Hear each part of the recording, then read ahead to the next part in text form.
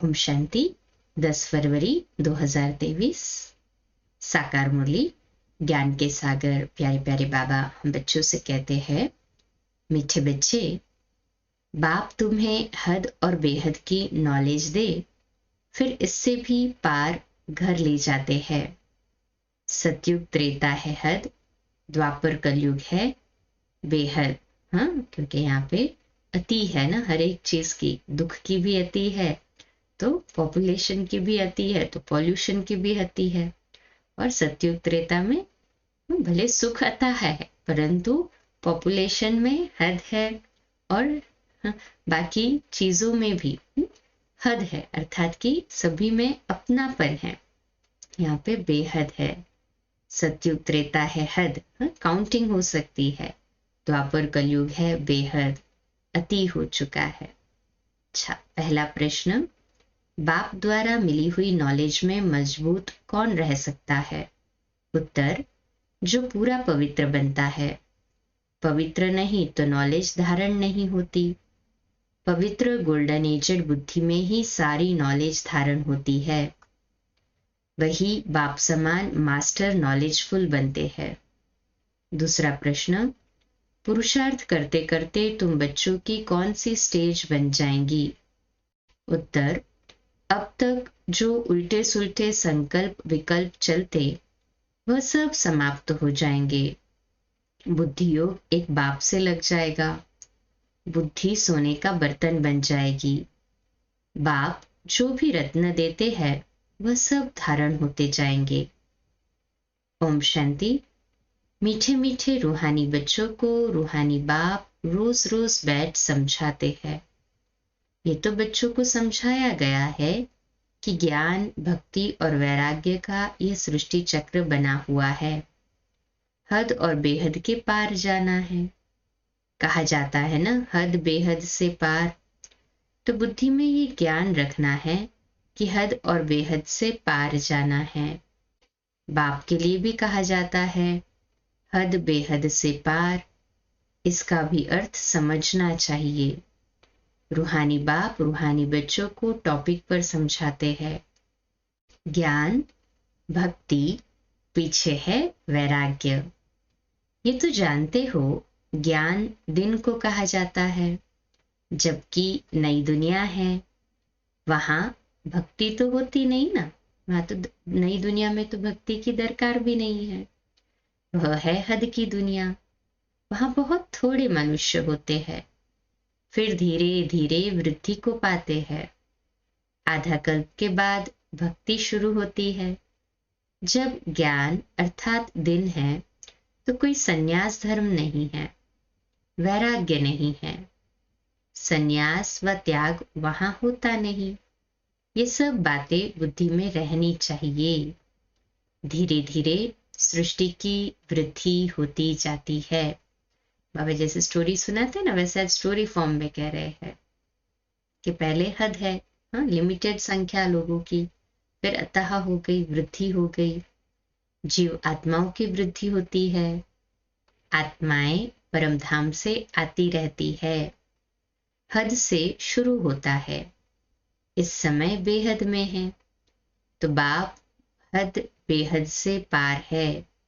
हद में कितने थोड़े बच्चे, फिर सृष्टि वृद्धि को पाती है। अब इनसे भी पार जाना है। इसको कहा जाता है बेहद। पहले आत्माएं हद में थी। सतयुग त्रेता में पार्ट बजाती थी। कहाँ 9 लाख मनुष्य और कहाँ 500-600 करोड़ चले जाओ। हाँ, बाबा कहते हैं बेहद में अभी 500-600 करोड़ बेहद हो गया ना। तो मनुष्य जांच करते हैं कहाँ तक आसमान है, कहाँ तक समुद्र है। इसका अंत नहीं पा सकते। ऊपर जाने की कितनी कोशिश करते हैं, इतना तेल डालना पड़े जो फिर वापस भी आ सके। फ्यूल डालना पड़ता है ना उनको, पहले स्पेस में जाते हैं तो भी खर्चा तो बहुत है। बेहद में जा नहीं सकते, हद तक जाएंगे। हद बेहद से पार का राज बाप तुमको समझाते हैं। पहले पहले नई दुनिया में हद है, बहुत थोड़े रहते हैं। तुमको रचना के आदि मध्य अंत की नॉलेज होनी चाहिए। ये नॉलेज कोई को नहीं है, बाप को भी नहीं जानते। ये सब राज समझाने वाला बाप ही है जो हद बेहद से पार है। तो बाप बैठ तुमको रचना के आदि मध्य अंत का राज समझाते हैं। फिर बाप कहते हैं बच्चे इनसे भी पार जाओ, वहां तो कुछ है नहीं, आसमान ही आसमान है, जल ही जल है, जमीन आदि कुछ नहीं। इसको कहा जाता है हद बेहद से पार। इसका कोई भी अंत नहीं पा सकते। बेअंत, बेअंत कहते हैं परंतु अर्थ नहीं जानते। बाप ही सारी समझ देते हैं क्योंकि वह है श्रेष्ठ अर्थात बहुत समझदार। समझ समझकर ही बहुत समझदार माला का दाना बने हैं। मनुष्य कोई भी रचता और रचना के आदि मध्य अंत का राज नहीं समझते हैं। बाप ही समझाते हैं। कहते हैं मैं हद को भी देख रहा हूँ, बेहद में भी जाता हूँ। इतने सभी धर्म हैं, ऐसे ऐसे स्थापना होती है। वह सत्युग है हद की सृष्टि, फिर कलयुग में है बेहद, फिर हद बेहद से पार जहां हमारा शांति धाम है, स्वीट होम है। सत्युग भी है स्वीट होम, वहां शांति भी है तो राज्य भाग्य भी है। वहां सुख और शांति दोनों है। परम धाम में शांति है और सतयुग में सुख और शांति दोनों है, तो वो भी स्वीट होम हुआ ना। घर जाएंगे तो वहां सिर्फ शांति होंगी, सुख का नाम नहीं। निर्वाण धाम है ना, परम धाम, तो वहां सुख नहीं शांति। और यहाँ सतयुग में सुख और शांति। बाबा कहते अभी तुम शांति और सुख दोनों स्थापन कर रहे हो ना। कहे हाँ जी बाबा, हम नहीं करेंगे तो और कौन करेगा। वहां अशांति का नाम नहीं। अशांति 5 विकारों से है, ये दुनिया में कोई नहीं जानता। आधा कल्प के बाद फिर रावण राज्य होता है। वो लोग कल्प की आयु लाखों वर्ष कह देते हैं, समझते कुछ भी नहीं, इसलिए भ्रष्टाचारी दुखी पतित है। जरा भी सभ्यता नहीं है। जो दैवी सभ्यता थी उसके बदले असभ्यता, आसुरी गुण हो गए।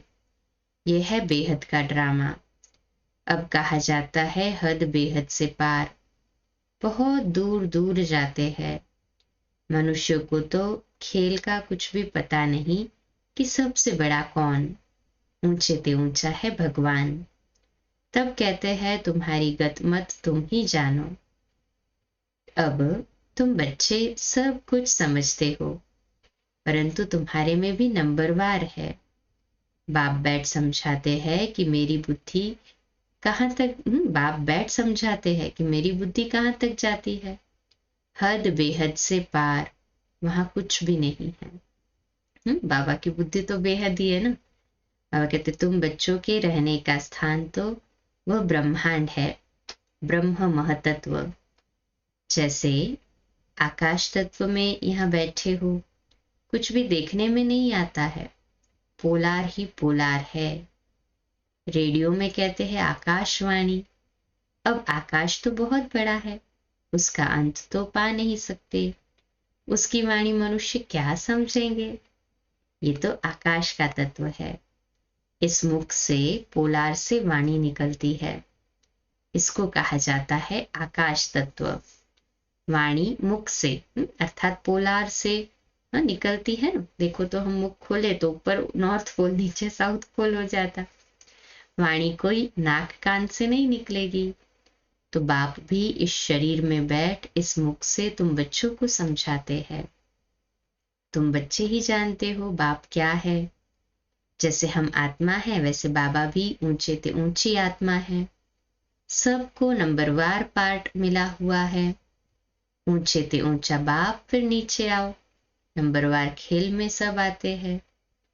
नई दुनिया में पहले पहले है लक्ष्मी नारायण, फिर उनके साथ जो नई दुनिया में रहते हैं, माला को देखो, ऊपर में फूल, ऊंचे ते ऊंचा भगवान, फिर है मेरू युगल, फिर माला देखो कैसे बढ़ती है।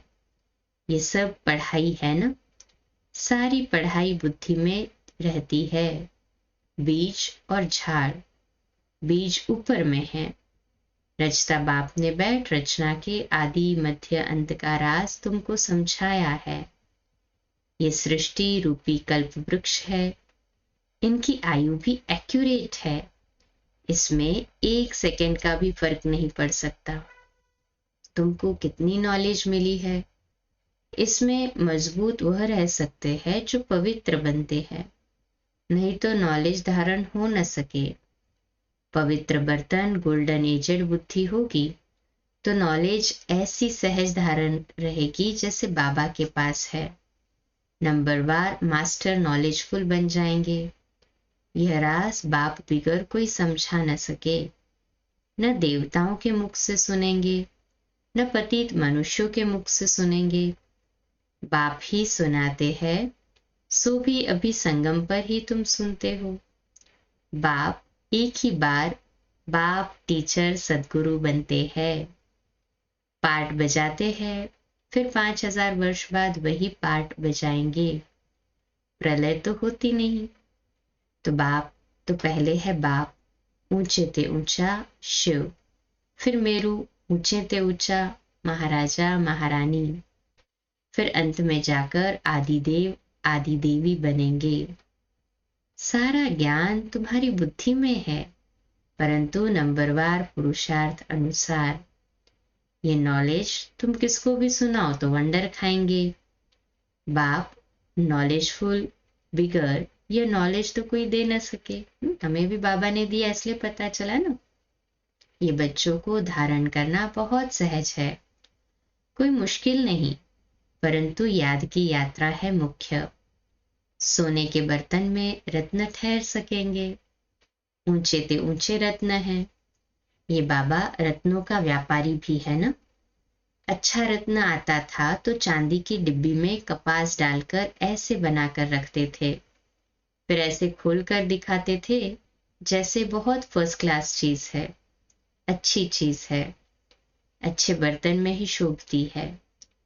तुम्हारे यह कान है बर्तन, इन द्वारा तुम सुनते हो, धारण करते हो तो यह सोने का अर्थात हाँ पवित्र चाहिए। ज्ञान धारण करना है तो बुद्धि तो पवित्र चाहिए ना, अर्थात बुद्धि योग बाबा से पूरा होना चाहिए। डबल अंडरलाइन चेक करें। हाँ हम मुरली सुन रहे तो बुद्धि योग हमारा बाबा के साथ है पूरा पूरा। हाथ ऊपर करे। बाबा कहते बुद्धि योग ठीक नहीं होगा तो कोई बात ठहरेगी नहीं। उल्टे सुलटे संकल्प भी नहीं उठने चाहिए। तूफान बंद। पुरुषार्थ करते करते ये स्टेज होगी। बुद्धि को सब तरफ से निकाल मेरे साथ लगाते लगाते बर्तन सोना हो जाएगा। दूसरों को भी दान देते रहो। भारत महादानी है। भारत में धन आदि बहुत दान करते हैं। ये फिर है अविनाशी ज्ञान रत्नों का दान जो बाप बच्चों को देते हैं। देह सहित देह के जो भी संबंधी है उन सब को छोड़ बुद्धि एक के साथ लगानी है। हम तो बाप के हैं, बस बाबा एम ऑब्जेक्ट बता देते हैं। पुरुषार्थ करना बच्चों का काम है, तभी ऊंच पद पाएंगे ना। कोई भी उल्टा सुल्टा संकल्प नहीं उठना चाहिए। बाप है नॉलेज का सागर, हद बेहद से पार सब राज समझाते रहते हैं। मैं हद बेहद से पार चला जाता हूँ, तुम भी हद बेहद से पार हो। संकल्प आदि कुछ नहीं, फिर तुम भी पार चले जाएंगे। गृहस्थ व्यवहार में रहते कमल फूल समान बनना है। हथ काटे दिल शिव बाबा को दे। चलते चलते कई बच्चे टूट भी पड़ते हैं, नापास हो पड़ते हैं। तुमको सब मालूम पड़ जाएगा। अच्छे अच्छे महारथियों को भी माया हप कर गई, आज नहीं है। बाप को छोड़ जाकर माया की इस्लम लेते हैं। पढ़ने वाले ऊंच चले जाते हैं और पढ़ाने वाली टीचर मायावी बन जाती है। जैसे ट्रेटर होते हैं, दूसरे पास जाकर शरण लेते हैं। जो पावरफुल देखते हैं उस तरफ चले जाते हैं। तुम जानते हो बहुत ताकत वाला तो एक बाप ही है, वही शक्तिवान है। हमको ऊंच बढ़ाए एकदम विश्व का मालिक बना देते हैं। कोई अप्राप्त वस्तु नहीं जिसके लिए पुरुषार्थ करना पड़े। ऐसी कोई चीज है ही नहीं जो तुम्हारे पास न हो। सो भी है नंबरवार पुरुषार्थ अनुसार। हद के बाप बिगर ये कोई बातें नहीं जानते। तुम ही पूज्य थे, फिर तुम ही पुजारी बने हो। अब फिर पूज्य बनने के लिए पुरुषार्थ कर रहे हो। जितना जितना बाबा की याद में रहेंगे तो माया के तूफान खत्म हो जाएंगे।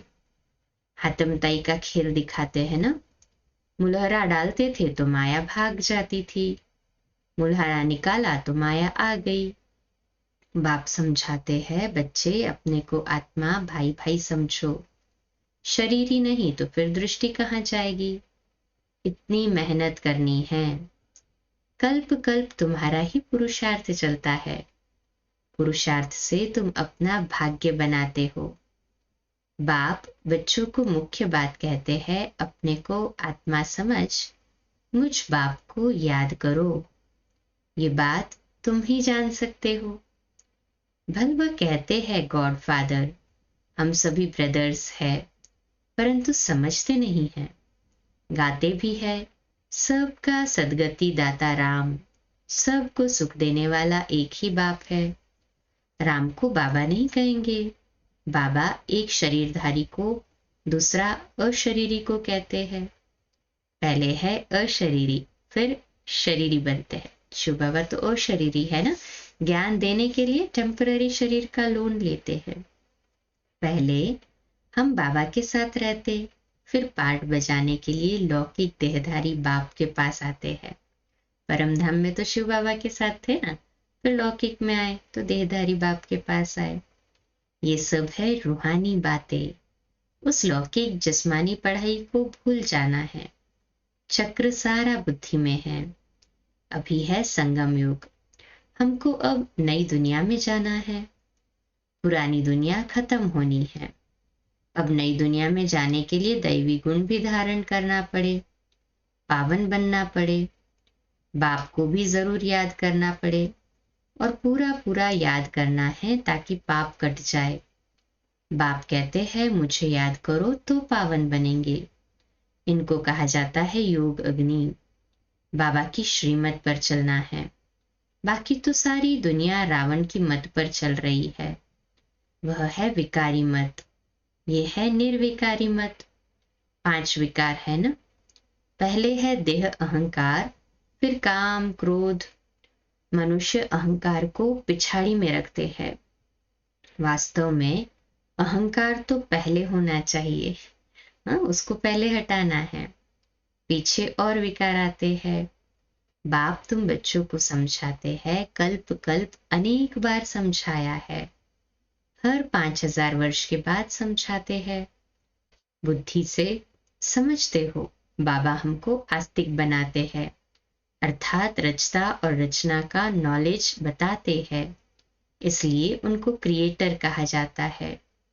यूं तो अनादि क्रिएशन है, फिर भी समझाने वाला तो एक है ना। उनमें सारा ज्ञान है अनादि बना हुआ ड्रामा। कोई बनाता नहीं है। वह हद का ड्रामा शूट करना सहज होता है। ये तो बड़ा बेहद का ड्रामा है, डबल अंडरलाइन। ये अनादि शूट किया हुआ है, बना बनाया है। इस ड्रामा में जरा भी फर्क नहीं पड़ सकता। बेहद ड्रामा का चक्र चलता रहता है। हम तमो प्रधान से सतो प्रधान, फिर सतो प्रधान से तमो प्रधान बनते हैं। पवित्रता की ही मुख्य बात होती है ना। पवित्र दुनिया में कितना सुख है, पतित दुनिया में कितना दुख है। आधा कल्प सुख धाम, आधा कल्प दुख धाम। ये राज भी तुम्हारी बुद्धि में ही है, दूसरा कोई नहीं जानते। अच्छा, मीठे मीठे सिकिलदे बच्चों प्रति माता पिता बाप दादा का याद प्यार और गुड मॉर्निंग। रूहानी बाप की रूहानी बच्चों को नमस्ते। हम रूहानी बच्चों की रूहानी माता पिता बाप दादा को याद प्यार गुड मॉर्निंग और नमस्ते। वाह बाबा वाह, शुक्रिया बाबा शुक्रिया। धारणा के लिए मुख्य सार। पहली पॉइंट, उल्टे सुलटे संकल्पों से मुक्त होने के लिए बुद्धि योग हद बेहद से पार घर में लगाना है। दैहिक दृष्टि समाप्त करने के लिए आत्मा भाई भाई हूं, ये अभ्यास पक्का करना है। किया है ना सभी ने ये अभ्यास पक्का आत्मिक दृष्टि का, भाई भाई है हम सभी। कहे हाँ जी बाबा। दूसरी पॉइंट, अविनाशी ज्ञान रत्नों का दान करना है। बुद्धि को सोना अर्थात पवित्र बनाने के लिए सब तरफ से निकाल एक बाप से लगाना है। आज का मीठा वरदान, स्वयं को बाप हवाले कर बुद्धि से भी सरेंडर होने वाले डबल लाइट भव। विश्लेषण, अपनी जिम्मेवारी बाप को देकर स्वयं को बाप हवाले कर दो, अर्थात अपने सब बोझ बाप को दे दो तो डबल लाइट बन जाएंगे। बुद्धि से सरेंडर हो जाओ तो और कोई भी बात बुद्धि में नहीं आएगी। बस सब कुछ बाप का है, सब कुछ बाप में है, तो और कुछ रहा ही नहीं। जब रहा ही नहीं तो बुद्धि कहाँ जाएगी। बस एक बाप, एक ही याद का रास्ता, एक रास्ते से सहज मंजिल पर पहुंच जाएंगे। आज का स्लोगन है, अडोल के तख्त पर विराजमान हो साक्षी दृष्टा बन, पाठ बजाने वाले ही श्रेष्ठ पाठधारी है। अडोलता के तख्त पर विराजमान हो साक्षी दृष्टा बन, पाठ बजाने वाले ही श्रेष्ठ पाठधारी है। आज का हमारा स्वमान लिखने और अभ्यास करने के लिए है, मैं डबल लाइट आत्मा हूं। मैं डबल लाइट आत्मा हूं। आज का पुरुषार्थ का हमारा पॉइंट है, संपूर्ण स्वरूप को धारण करने की और अपने आप से प्रतिज्ञा करो।